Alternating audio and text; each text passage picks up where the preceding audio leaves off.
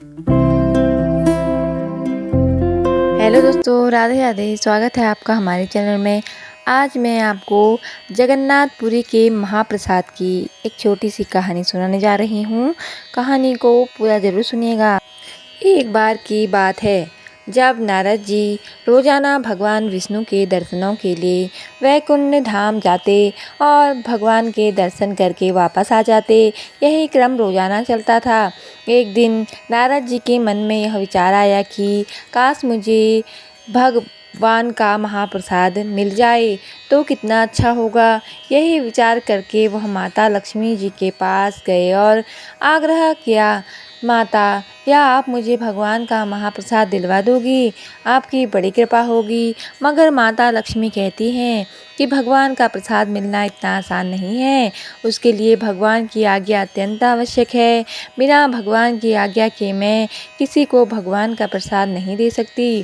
फिर नारद जी ने भगवान को प्रसन्न करने के लिए 12 वर्षों तक कठिन तप किया, मगर भगवान की प्रसन्नता पाना इतना आसान काम नहीं था।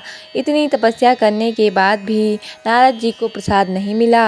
अब नारद जी विचार करने लगे कि अब मैं ऐसा क्या करूं कि मुझे भगवान का प्रसाद मिल जाए। फिर नारद जी ने एक योजना बनाई कि यदि मैं यहाँ प्रभु के घर सेवा करूं तो शायद मुझे प्रसाद की प्राप्ति हो जाएगी।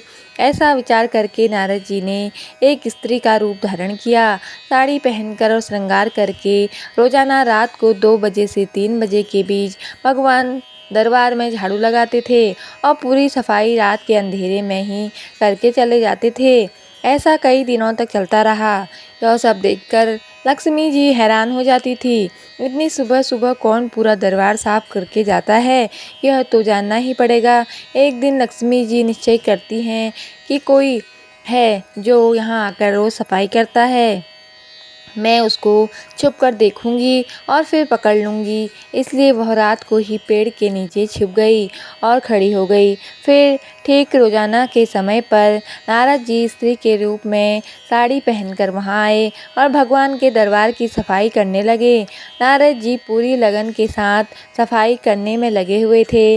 तभी लक्ष्मी जी ने पीछे से आकर नारद जी को पकड़ लिया और पूछने लगी कि कौन हो तुम और रोज जाकर चुपचाप सफाई क्यों करती हो? क्या इरादा है तुम्हारा? इस तरह से माता लक्ष्मी ने एक साथ बहुत सारे सवाल पूछ डाले। फिर नारद जी अपने असली स्वरूप में आकर माता लक्ष्मी से बोले, माँ, मैं नारद हूँ। भगवान के प्रसाद को पाने की भावना से भगवान की सेवा कर रहा हूँ ताकि भगवान प्रसन्न होकर प्रसाद देने की कृपा करें। फिर लक्ष्मी जी बोली, आपने इतने साल तक तपस्या की फिर भी आपको प्रसाद नहीं मिला और अब आप प्रसाद पाने के लिए झाड़ू लगा रहे हो। माता बहुत आश्चर्यचकित हो गई, मगर नारद जी पर तो धुन सवार थी कि प्रभु का प्रसाद खाना है। वह फिर माँ से आग्रह करने लगे कि माँ, आप बोलिए, प्रभु को मुझ पर कृपा कब होगी और मुझे वह प्रसाद प्रदान कब करेंगे?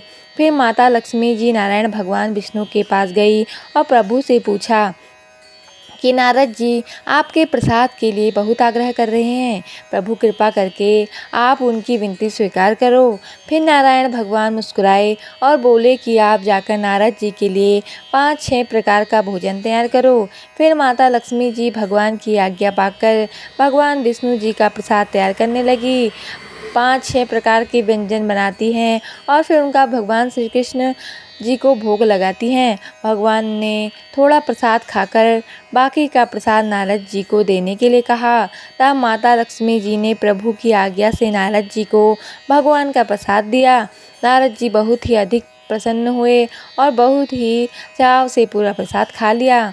फिर तो नारद जी भगवान का नाम इतना जपते वो उसका लाख गुना हो जाता, क्योंकि भगवान का प्रसाद जो नारद जी ने खाया था। इसी प्रकार नारद जी नारायण नारायण करते हुए वैकुंठ धाम से सीधे चले गए भगवान शिव के धाम। नारद जी को इतना प्रसन्न देखकर भगवान शिव ने पूछा कि क्या बात है नारद जी, किस कारण आप इतना प्रसन्न हैं? नारद जी बताते हैं कि उन्हें सिर्फ भगवान विष्णु का प्रसाद खाने को मिला है। मैं तो धन्य हो गया। भगवान शिव ने नारद जी से कहा, यह तो गलत बात है नारद जी, आपने अकेले ही भगवान का पूरा प्रसाद खा लिया। थोड़ा तो हमारे लिए ले आते। नारद जी बोलते हैं कि भगवान का प्रसाद खाते हुए मुझे भगवान के सिवा कुछ याद नहीं आ रहा था, इसलिए मैंने सारा प्रसाद खा लिया। तभी भगवान शिव की नज़र नारद जी के मुंह पर लगे एक चावल के दाने पर पड़ी। भगवान शिव ने वह दाना ही प्रसाद रूप में ग्रहण कर लिया। फिर तो वह भी भगवान विष्णु में ही मगन हो गए और खुशी से नृत्य करने लगे। माता पार्वती ने जब भगवान शिव को इस तरह से भक्ति भाव में विलीन होकर नृत्य करते देखा तो वह भी पूछने लगी कि ऐसा क्या हुआ है जो आप इतने अधिक प्रसन्न दिखाई दे रहे हैं, कृपा करके बताइए प्रभु। भगवान शिव ने सारी कथा माता पार्वती जी को बता दी। फिर तो माता पार्वती नाराज होकर बोली और भगवान शिव जी से कहती हैं कि मैं आपकी अर्धांगिनी हूँ, फिर भी आपने मुझे प्रसाद नहीं दिया और अकेले ही भगवान का प्रसाद खा लिया। आपको एक दाना मिला था तो आप आधा मुझे दे देते।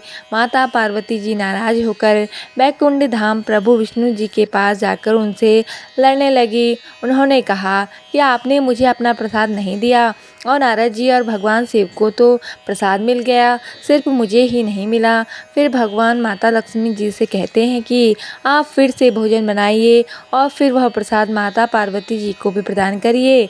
तब जाकर माता पार्वती का क्रोध शांत हुआ। तब भगवान विष्णु ने माता पार्वती जी को वचन दिया कि मैं कलयुग में दारू ब्रह्मा रूप में जगन्नाथपुरी में विराजमान होऊंगा। वहाँ पर मेरा 5-6 प्रकार का प्रसाद बनेगा और प्रसाद मुझे चढ़ाने के बाद आपको सबसे पहले दिया जाएगा। इसलिए आपका मंदिर भी वहीं पर इस प्रांगण में स्थापित होगा।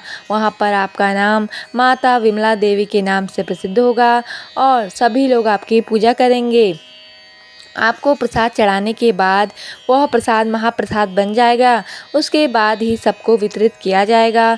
इस महाप्रसाद को पाकर लोग धन्य हो जाएंगे और उनके सभी तरह के पापों का अंत हो जाएगा।